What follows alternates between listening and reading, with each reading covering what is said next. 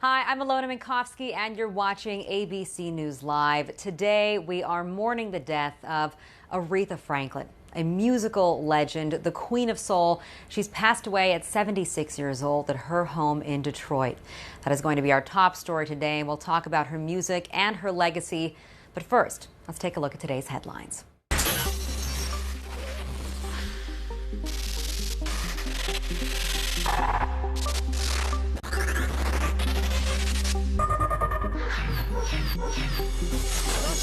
ISIS is now claiming responsibility for a suicide attack in the capital of Afghanistan this week that killed 34 people. Most of the victims were students getting ready for exams to go to college. Scary moments for airline passengers when the lights went out at Reagan National outside of D.C. An airport-wide power outage that started around 9:45 p.m. and lasted more than an hour, briefly forcing a ground stop last night, halting both inbound and outbound flights. Dominion Virginia Power is trying to figure out the cause. More than 70 people had to be taken to a hospital in New Haven, Connecticut, all suffering what police think was an overdose of the synthetic form of marijuana called K2. Federal regulators have now sent subpoenas to Tesla in an investigation over CEO Elon Musk's tweets that he wanted to take the company private. And New Zealand is now banning most foreigners from buying homes. Officials there say non-residents buying homes is driving prices out of the reach of most New Zealanders. Happy birthday to the Queen of Pop. Madonna is celebrating her 60th birthday in Morocco, posting these photos to social media.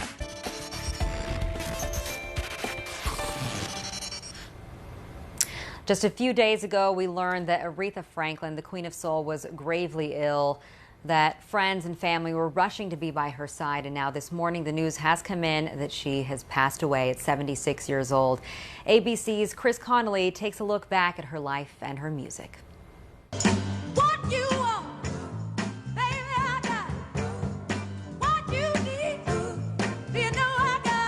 With God-given talent and artistry that conveyed emotion like no other,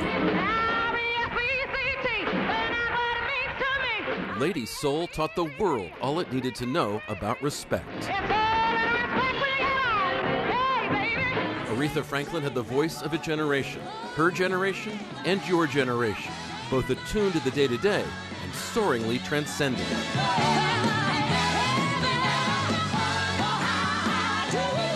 I think that what she did was allow emotional extravagance to be okay.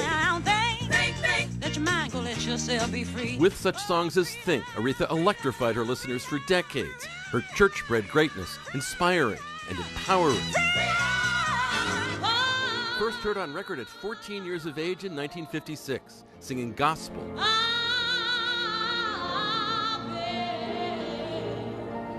In her youth, Aretha would learn from such mentors as the great gospel singer Mahalia Jackson and Sam Cooke, who'd tell her, "Sing, girl." Her pop breakthrough came in early 1967 with I Never Loved a Man the Way That I Love You, setting off a series of monumental hits through 1968, among them Chain of Fools.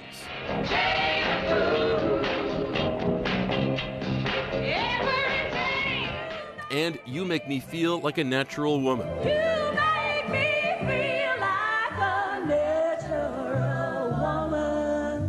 While telling ABC News, I've still got to find out who and what I really am. I don't know yet. I'm trying to find the answer. Intimately involved with the sound of her records, Aretha could shine a light at the saddest of times, as in 1968 at Martin Luther King's funeral. Because when away. She'd returned to the pop charts in the mid-'80s with Jump to It and the buoyant Freeway of Love, a joyful diva feeling the love once more. She'd earned so many honors. The first woman inducted into the Rock and Roll Hall of Fame, the Presidential Medal of Freedom in 2005, Ivy League honorary degrees, performing at President Obama's inauguration in 2009. Treaties of the Then, in 2015, at the Kennedy Center Honors,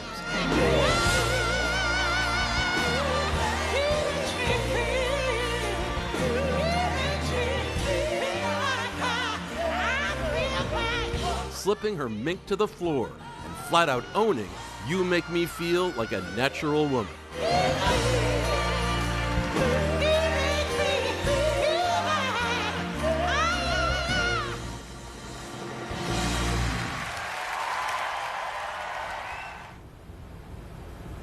Joining me this morning to speak more about the Queen of Soul and her life and her legacy is Mike Muse, a pop culture expert and a host at SiriusXM, and Josh Levy, former editor of, Joe Levy, the former editor of Billboard magazine and a contributor to Rolling Stone. So I want to thank both of you for joining me. And Joe, why don't I start with you? Just talk a little bit about Aretha Franklin and the impact that she has made over decades on music. Decades is right. We're talking about someone who made her initial and greatest impact in the 60s, but also had absolutely crucial hits in the 70s, followed by a revival in the 80s, and her last top 40 hit in the 90s. That's astounding. Aretha was a monumental figure in the history of American popular music. We talk about her voice a lot because that voice was titanic. But we don't talk enough about her as a songwriter, as a piano player, as an arranger, as an architect of her own music, and as a social commentator, as someone who could take a song like Otis Redding's Respect and transform it into a civil rights anthem, into a feminist anthem, and who did this throughout her career over and over again. And Mike, speaking of that, her impact when it comes to civil rights, feminism, talk to us a little bit about the way that her music transcended into other areas and other spaces. Yeah, Aretha Franklin got her roots in the civil rights movement, and she got her roots from her father. Her father was Reverend Franklin, who was in Detroit and was a really well-known preacher, not just in the Detroit community, but in the religious circles across America.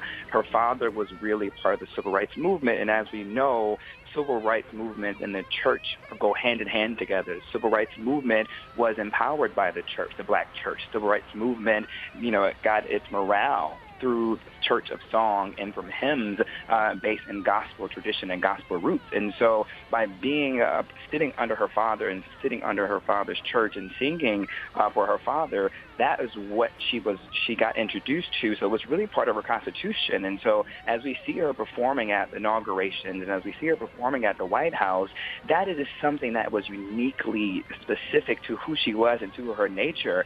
Something really powerful to note is how often she performed along Reverend Dr. Martin Luther King as he would go out and lead his rallies and lead his protests and lead his movements, all the way up to Aretha Franklin performing at his funeral.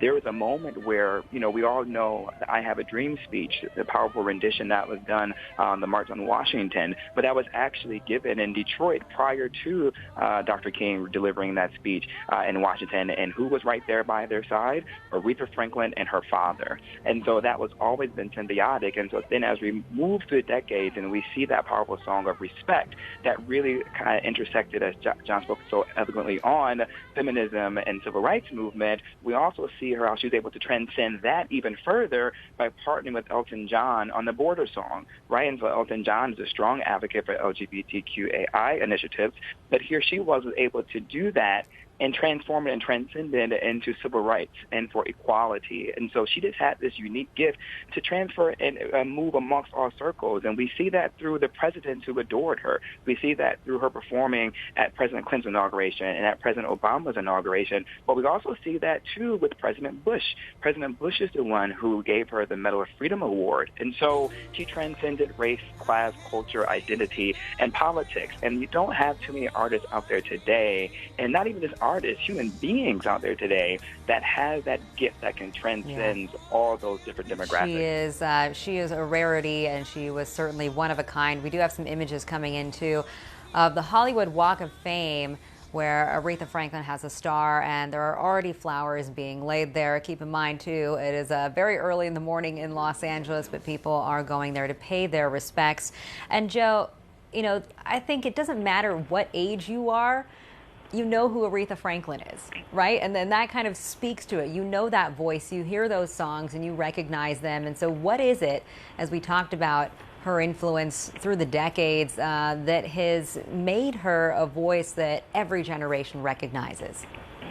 You know, it's several things. It's a powerful voice. It's a great voice. It's a once-in-a-lifetime, maybe a once-in-all-of-planet Earth voice. But it's also great record-making, and she was a crucial and instrumental part of shaping those records, of shaping that sound. When I give you an Aretha Franklin title, like Respect or Think or Chain of Fools, you hear the vocal, but you hear the arrangement. The background singers, her sisters, the sweet inspirations. You know, you hear all the music. That music centered around her. It's centered around her piano, her musical instincts, her own arrangements. She came to Atlantic Records in 1967. She came there from Columbia, where she had made middle-of-the-road pop that wasn't very successful.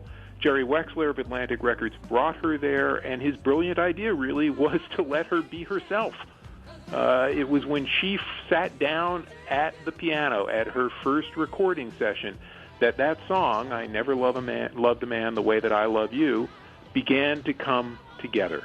And after that, she was in control of her music, and she is the reason that we remember it. Not just the voice, but all of her musical instincts, all of her instincts about what songs to pick, what songs to write, how those songs signified not just as songs about a relationship, about love, about triumph of the spirit, but about how they signified in America. We heard a little bit of her singing My Country 'Tis Thee at Obama's inauguration. And what she brought to that song, a song that we all know, was unique. The pauses, the way that she made it swing, and that is not a song that swings. All of that is completely amazing. Completely transformative. She was unapologetically Aretha, that's for sure. Joe, thank you for joining us today. And Mike, just one more question to you here, too. She was also very private in her life, despite being such a public persona, a public presence. What do we know about the struggles that she faced? Yeah, that was something Aretha Franklin was really known for, was her privacy. And she wanted to keep her public persona and her public, gift of voice that she's always shared with the world, something to herself, in particular her illness and things that she may have been going with her family. She was always uniquely able to separate that. And that's something I think a lot of artists to this day are striving to find, that intersection as social media becomes such more and more important to individual success and platform, is how do you balance that private life from that public persona? And I think she did that really well. All right, Mike, thank you for joining us. We will be talking about Aretha Franklin all day long, but we do want to get to some other news that's happening today. And so first, let's go to ABC's Kathryn Falters. She is in Virginia, where this could be the final day of the Paul Manafort trial, which means that the president's former campaign chairman could be going to jail for life. So, Kathryn, talk to us a little bit about what happened yesterday, because it was contentious at the closing arguments between what the defense was saying, what the prosecution was saying, and what do we know about when we might be able to get a verdict?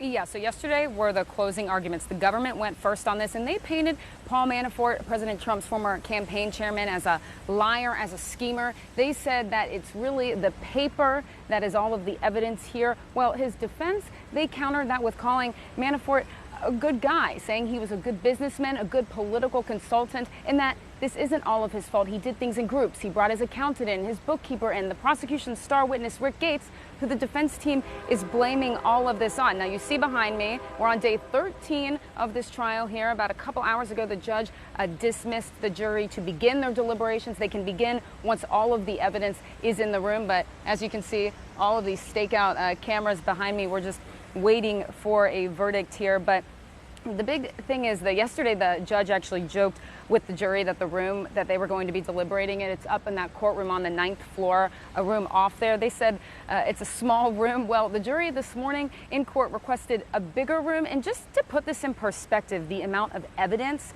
they are getting 388 exhibits from the government, but just one of those exhibits has a total of 700 pages alone. So they have to pour through mountains of evidence. Yesterday, the judge gave them jury instructions. He reminded the jurors, quote, the defendant in this case has an absolute right not to testify, and he told them to use their common sense. Wow. Well, your civic duty is certainly a job when you're a juror on a trial like this. And speaking of all the cameras behind you, all the press that's been covering this, trials a lot of the time are a waiting game, especially when there are no cameras, no computers, no cell phones allowed inside. So can you just break it down for us as to when this verdict does eventually come in, what has to happen for you to be able to get that information and then get it to us? Okay, I want to show you. So there's 18 counts that we're waiting on that the jury has to agree on unanimously. But how we get information out of that, as you mentioned, no cell phones, no cameras, no communication in there. It really comes down to that door right over there in that courthouse. We have folks in the courtroom scribbling down notes. They rip them off. They hand them to somebody who runs down all the way from the 9th floor down here, hands me the notes, and then, of course, we can get the news out to the news division. So there's 18 counts that they have to go through here. And of course, when we find him guilty or not guilty, whatever that is, that information will come out. But look, it will take a little bit. And the jurors all have this verdict sheet, Alona. It's 4 pages, the judge said, and they will have each of those 18 counts spelled out on their sheet, and it has 2 boxes indicating guilty or not guilty. So whenever this verdict is delivered, of course, they'll go in that courtroom up there on the 9th floor, and the information will literally come flowing out of that door. You'll probably see a stampede of reporters who will be coming over back to these cameras. All right, well, we know that you'll be waiting, and then we'll be waiting for you to pass that information on to us as everybody awaits the verdict in the Paul Manafort trial. Just an important thing to remember here is that Russia, the Mueller investigation, is not part of this probe, but it is obviously a question that is coming up because of Manafort's closeness to President Trump. So, Kathryn, thanks for joining us today. And now let's move on to the White House. If the president was trying to silence his critics, then maybe that didn't work so much. Former CIA Director John Brennan, after it was announced yesterday by Sarah Huckabee Sanders that his security clearance would be revoked, well, then he made the rounds on television. He has an op-ed out in the New York Times today pushing back against the president. And so let's go to the White House where Janae Norman is. And Janae, like I said, some people feel that this is a sign that the president has been trying to silence his critics. The White House contends that, but what are the pieces that are falling into place? What are they telling us? Right. So we're also getting kind of a shifting explanation. When Sarah Sanders, the White House press secretary, first read the statement from President Trump regarding his decision to revoke John Brennan's security clearance, the president cited erratic behavior. He said the former CIA director has a history of behavior that calls into question his credibility and objectivity. He said that Brennan has had made unfounded and outrageous allegations and has had wild outbursts about the administration. Now, fast forward a couple of hours, and that reasoning begins to evolve, right? So in the interview with the Wall Street Journal, the president then connects it to the Russia investigation. It's almost reminiscent of the James Comey firing, when we have one explanation, one reason for it, and then that starts to shift, and before you know it, the president ties it to the Russia investigation. James Comey is actually listed as one of 9 people who the White House say could also have their security clearances revoked. Also on that list includes the likes of Peter Strzok, Andrew McCabe, James Clapper, Sally Yates, Lisa Page. There are 9 of them there, people who have either been critical of the president or found themselves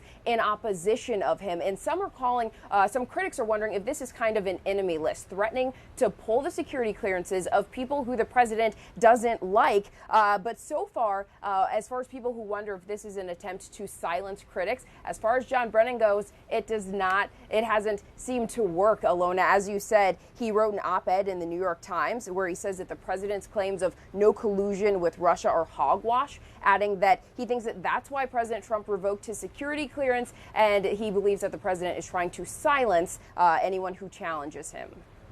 All right, Janae, thank you for joining us today. Like we said, a lot going on there, and we'll keep following the daily drama that comes from the White House. And now, if you thought that you want to just have a happy and safe rest of your summer vacation, it's hard to do when you hear scary and terrifying news coming out, like a shark attack that happened off of the beach in Cape Cod, where a 61-year-old man was wading out just in the water. And so we want to go to TJ Holmes. He's there in Cape Cod, Massachusetts. And TJ, thanks for joining us this morning. Tell us what happened. Well, the guy was doing what folks do this time of year, right? He's just kind of out waiting in the water. He wasn't that far out in shore. Now, this isn't the exact beach, but it was here in Cape Cod. Guy was about 30 yards out from the shore, so not that far, and he feels a little something on his leg, and sure enough, they have confirmed it was a shark that took a bite out of this guy, 61-year-old guy by the name of William Light. He's from upstate New York. They have identified him. He's in serious condition at the hospital, but he's had an injury to his hip and also to his torso. So it sounded like it got a pretty good bite out of him. We don't know how big the shark was and hasn't been identified, if you will, but still, around this time of year, they're used to it here actually at Cape Cod. They know every summer the vacationers show up here at the same time the sharks show up here. So humans and sharks actually vacation in the same spot, so it's only a matter of time before something like this is going to happen. Unlucky for the humans that we happen to vacation in the same place. I was in Cape Cod last summer, and now I'm starting to question my decisions. Also, from what I was seeing, there were seals around, right, where this man was waiting in the water. So could it have been a mistaken identity situation? Well, that's always the fear. They warn you here about don't swim in large groups. They tell human beings not to do that, but they also tell you not to swim close to these seals. The sharks have been coming back to this area maybe around the past decade, and the reason they are is because the seal population has grown. Seals were kind of endangered for a while, and over the past several decades, they've actually put measures in place to increase the seal population. Well, the sharks got that memo. And now the seal population has been increasing and increasing, so the sharks have been coming and coming and coming here during the summer because it's a buffet laid out for them. So you have more sharks interacting with more people, of course.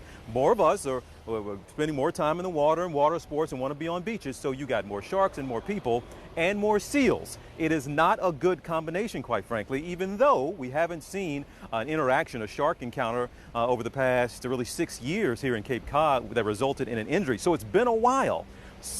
But we need to be reminded every once in a while that they are still here. We hate that this guy, William Lighton, has to be the example to remind us, but it sounds like he is going to be okay. Of course, and we hope that he does come out of this okay, and it's an important reminder that you need to be alert when you are vacationing in the summer. TJ, thank you so much for joining us. You got it. And of course, we leave you today with more of our top story. That is the passing of Aretha Franklin, the Queen of Soul, the first woman inducted into the Rock and Roll Hall of Fame, who passed away at 76 years old. So we will leave you here with a video of Aretha Franklin singing at the Kennedy Center Honors.